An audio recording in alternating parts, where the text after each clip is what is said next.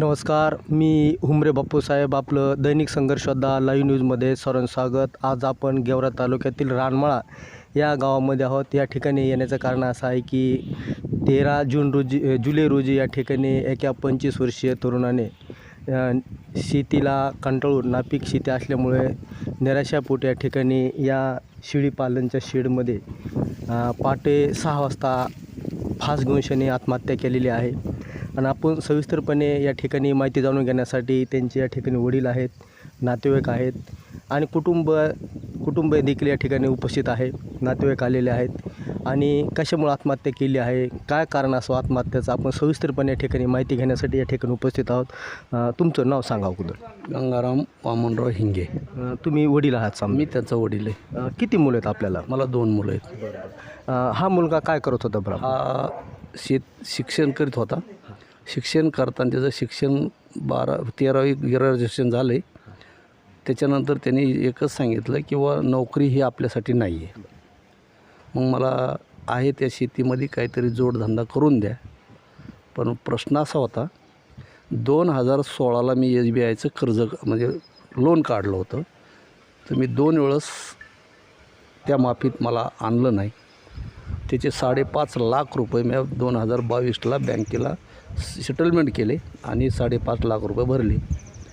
त्याच्यानंतर ह्याचा विषय असा झाला की मग मला काहीतरी शेती व्यवसाय करून द्या. मग मी रुद्रेश्वर अर्बन बँकेचे 9,41,40,000 काढले आणि याला व्यवसायाला दिले. त्याच्यानंतर गव्हर्मेंटचं काय अपेक्षा होत्या की हे आमकं फायली तमके पैसे अनुदान, हे काय गव्हर्मेंटचं कुठं घडाना.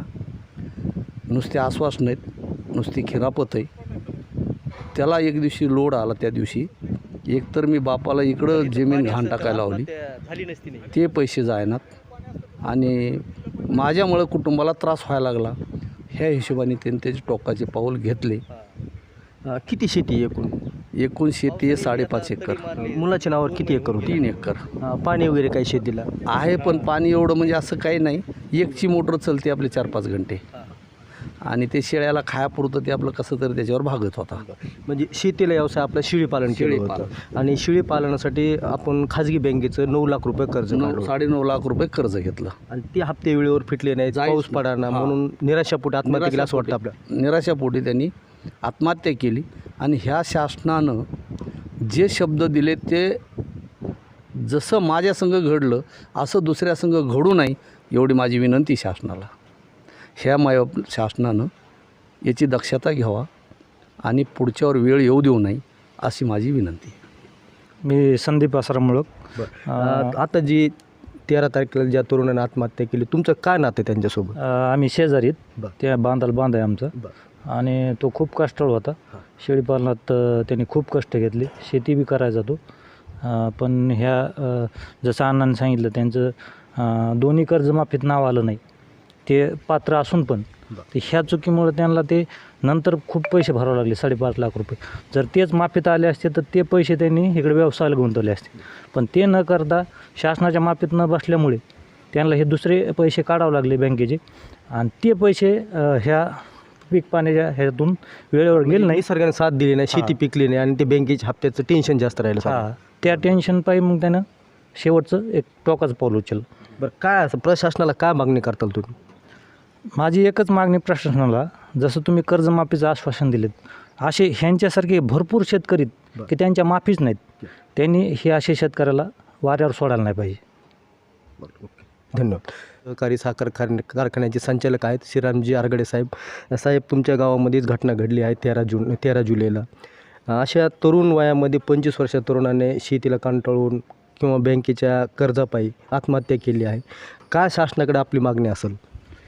मुकुंद हिंगे हा एक तरुण युवक होता आणि आत्ताच त्यांच्या वडिलांनी सांगितलं किंवा शिक्षण घेत असताना आपल्याला नोकरी कुठं लागत नाही म्हणून त्यांनी शेतीकडे वळाला.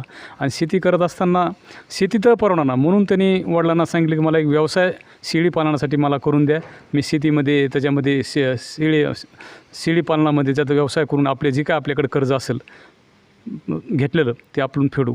म्हणून त्यांनी काही बँकेचं कर्ज, खाजगी बँकेचं कर्ज काढून ते कर्ज घेतलं आणि त्याचे हप्ते वेळेवर जायनात. आणि त्या निराशेपोटी त्यांनी आणि पुन्हा दुसरी गोष्ट किंवा शेतीला जे आपण पाऊस पाणी आपल्या ह्यावर्षी पाऊसच नाही, म्हणजे काहीतरी आपला झिमझिम येतो, थोडीफार सरकी हाई लावली ती उगली नाही, डबल पुन्हा पेरणी केली तरी उगलं नाही, अशा परिस्थितीत ती एक कारण होतं. आणि त्याच्या मनाला वेगळं खंत वाटले की आपलं एवढं शेती एवढी केली, शेळीपालनाला आपल्याला जे काय अनुदान शासनाचं पाहिजे ते अनुदान मिळालं नाही, म्हणून त्यांनी एक टोकाचं पाऊल उचललं आणि ह्या गोष्टीमध्ये तो उतरलेला आहे. सरकारने सरसकट कर्जमाफी केलीच पाहिजे तरच अशा आत्महत्या रोखतील असं वाटतं आता आपल्याला. सरसकट शासनाने जर कर्जमाफी केली, आता शासनाने काय केलं आहे किंवा जे थकीत आहेत त्यांना माफी आणि जे थकीत नाहीत त्यांना माफी नाही, आणि जे काही समजा 13-14चे कर्जबाजारीपणा काही लोक आहेत कर्जदार आहेत त्यांना माफी नाही आली, फक्त जे काही पहिले माफ झालेत त्यांना आली, पण जे काही सुरुवातीचेच आहेत 13, 14, 15चे जे काही लोक आहेत त्यांना कर्जमाफी आणखी आली. असे कितीतरी आहेत. आता यांच्या मुकुंदच्या वडिलांनी जे सांगितलं की मला कुठलीच माफी नाही आली, खरं आहे माफी नाही आली, पण त्या अशा शासनाचं धोरण पाहिजे किंवा सरसकट माफ करायला पाहिजे, सरसकट माफी दिली नाही त्यांनी. आणि अशा गोष्टीमुळं काय अशा घटना घडतात, म्हणजे खूप मोठं गावावर आणि परिसरावर खूप मोठं दुःख झालेलं आहे. म्हणजे हा युवक इतका चांगला होता की सगळ्यांना समजून सांगणारा होता, पण त्याच्या वाट्याला हे कर्ज वडिलाला एवढा अपमान होईल असं होईल म्हणून त्या दृष्टिकोनातून त्यांनी टोकाचं पाऊल उचललं. काय इशारा असेल शासनाला? शासनाला माझे विचार आहे किंवा ह्या घटना बार होऊ नयेत, कारण की शासनाने ज्या तरुण युवक आहे त्याला आता शेतीला जोडधंदा म्हणून पूरक व्यवसाय म्हणून शेळीपालन असेल, कुक्कुटपालन असेल, आणखी इतर व्यवसाय असतील, त्या व्यवसायाला प्रोत्साहन देण्यासाठी शासनाने स्वतः त्याच्यामध्ये लक्ष दिलं पाहिजे आणि तरुण युवकाला या व्यवसायाकडे वळवलं पाहिजे. आणि शेतीला पूरक व्यवसाय म्हणजे शेळीपालन आहे, पण त्याच्याला एक अनुदान मिळालं पाहिजे. आता त्यांनी अनुदानासाठी फाईल दाखल केले म्हणजे त्या मंजूर झाल्या नाहीत, आणि त्याच्यामुळं ते एक दुःख त्याला आहेच.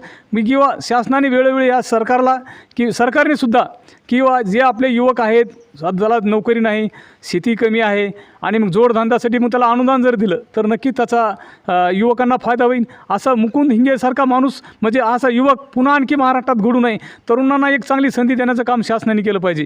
आज आपल्या पालकमंत्री आपल्या ह्याचे माजी पालकमंत्री आणि जालना जिल्ह्याचे आज सध्याचे पालकमंत्री पंकजाताई मुंडे यांनीसुद्धा आज त्यांच्याकडे पशुसंवर्धन खातं आहे, पर्यावरण खातं आहे, त्यामार्फत त्यांनी एक युवकांना एक चालना देण्यासाठी त्यासाठी त्यांनी प्रयत्न केले पाहिजेत. गेवरा तालुक्याचे लोकप्रिय विद्यमान आमदार विजयसिंहराजे पंडित साहेब यांना बी मी बोललो त्या दिवशी की अशी आमच्या गावात घटना घडली, ते म्हणलं तुम्ही काही करा, पण युवक वर्ग आज व्यसनात म्हणजे वेगळ्या मार्गाने चालला आहे. वेगळ्या मार्गाने जाण्याचे कारण काय किंवा त्याला शेतीला पूरक व्यवसाय नाही, त्याच्यामुळे ह्याच्यात चालत. तुम्ही शासनाला एक आग्रहाची मागणी करा की उद्याच्या येणाऱ्या अधिवेशनामध्ये असेल कुठल्या असेल की युवकांना कुठंतरी न्याय देण्यासाठी व्यवसायामध्ये काही प्रोत्साहन देण्यासाठी आपण सहकार्य करावं अशी मी शासनाला विनंती करतो. आणि शासनाने आज इतकी परिस्थिती बेकार आहे, आज आमच्या गावामध्ये पाहायला असेल इतकी पाणी नाही प्यायला, पुन्हा शेतीला पाणी नाही, इतकं अतोनात नुकसान झालेलं आहे. लोकांनी डबल पेरणी करून मी सुद्धा उगवलं नाही. अशा परिस्थितीत सरकारने यांना वेळीच अनुदान जर दिलं शासनाने किंवा हेक्टरी 50,000चं अनुदान दिलं तर शेतकरी याच्यावर वाचल आणि शेतकरी चांगल्या पद्धतीने म्हणजे एक सुदृढ पद्धतीने राहील अशी मी शासनाला विनंती करतो. लवकर त्यांनी 50,000ची हेक्टरी मदत शासनाने द्यावी, कारण की आता खरीपाचं पीक गेलंच, आता किती काही केलं थोडा पाऊस पडला तरी येणार नाही, म्हणून शासनाने हेक्टरी 50,000 रुपयाची मदत द्यावी. आणि ह्या अशा घटना बार होऊ नये म्हणून आपण शासनाने तोडीचे यासाठी आज तुम्ही पाहिलं असेल आपल्या जिल्ह्यामध्ये जवळपास अंदाजे 100 लोकांनी 100 मुलांनी किंवा 100 व्यक्तींनी या ठिकाणी आतापर्यंत आत्महत्या केल्या माझ्या अंदाजेनुसार. आणि या मराठवाड्यामध्ये जवळपास 500 ते 600 लोकांनी आत्महत्या केल्यात. याचं कारण काय आहे हे शासनाने पाहिलं पाहिजे. आणि येणाऱ्या काळात शासनाने ह्या ज्या काही उपाययोजना याच्यामध्ये केल्या पाहिजेत, शासनाने शेतकऱ्यांना अनुदान दिलं पाहिजे, पूरक व्यवसायाला अनुदान दिलं पाहिजे. आणि हे जर केलं तर शासनाने जर नाही केलं तर म्हणजे आणखी किती लोकांचे शासन बळी घेणार आहे. त्यासाठी आपण शासनाला आम्ही आमदार साहेबाच्या मार्फत आम्ही सरकारना म्हणजे त्यांच्यामार्फत त्यांना बोलणार आहेत, आणखी गावकरी बोलणार आहेत किंवा तुम्ही सरकारमध्ये जाऊन सरकारमध्ये आहेत तुम्ही त्यांना बोला की आम्हाला शेतकऱ्यांसाठी मराठवाड्यासाठी इतकी बेकार परिस्थिती आहे, त्यामध्ये काहीतरी नियोजन करा असं आम्ही बोलणार आहेत आमदार साहेबांना. आपण पाहिलं आहे सुशिक्षित तरुण 25 वर्षाचा तरुण आहे, सुशिक्षित आहे, निर्व्यसनी तरुणाने आत्महत्या केल्यामुळे या पंचक्रोशीमध्ये हळहळ व्यक्त केली जात आहे. जवळपास 5 ते 6 एकर जमीन आहे, कोरडवाहू आहे, दोघं भाऊ आहे, 3-3 एकरचा हिस्से आला होता वाट्याला. आणि आता 2 महिने होऊन गेले आहे. पावसाने साथ दिली नाहीमुळे जी काय पेरलं होतं आणि जी काय उगलं होतं ते नाहीसं झालेलं आहे. शेतीला जोडधंदा म्हणून या तरुणाने, सुशिक्षित तरुणाने अभ्यास करून शेळीपालन केलं होतं. अनेक शासनाच्या योजना राबविण्याचा प्लॅन केला होता, मात्र शासनाने कोणत्याही प्रकारची त्यांना योजना मंजूर न केल्यामुळे त्यांनी जवळपास त्यांच्याकडे जी काय नॅशनल बँकेचं 5 ते 6 लाख रुपये कर्ज होतं, ते कर्जसुद्धा शासनाच्या अशा अटी नियमामुळे ते माफीमध्ये न बसल्यामुळे त्यांना सुद्धा घरून ते 5 ते 6 लाख रुपये भरावे लागले. या टेन्शनमध्ये आणि विशेष म्हणजे शेळी पालन करण्यासाठी जवळपास खाजगी बँकेचं 9 लाख रुपयाचं कर्ज काढलं होतं. त्यामध्येच बँकेचे हप्ते, शेतीचं असा निसर्गावर अवलंबून असणारी शेतीने धोका दिल्यामुळे निराशापोटी या सुशिक्षित तरुणाने आत्महत्या केलेली आहे. आणि या पंचक्रोशीतच नव्हे तर गेवराई तालुक्यामध्ये एक हळहळ व्यक्त केली जात आहे. शासनाने सरसकट कर्ज माफी केली पाहिजे आणि असे जे सुशिक्षित तरुण आहेत, या तरुणांना रोजगार आणि जोडधंद्यासाठी देखील मोठ्या प्रमाणामध्ये 50% सवलतीवर अनुदान भेटलं पाहिजे आणि व्यवसायासाठी प्रोत्साहन दिलं पाहिजे, असं देखील त्यांच्या या वडिलांनी या ठिकाणी सांगितलेलं आहे. मी मुख्य संपादक हुमरे बाप्पूसाहेब, धन्यवाद.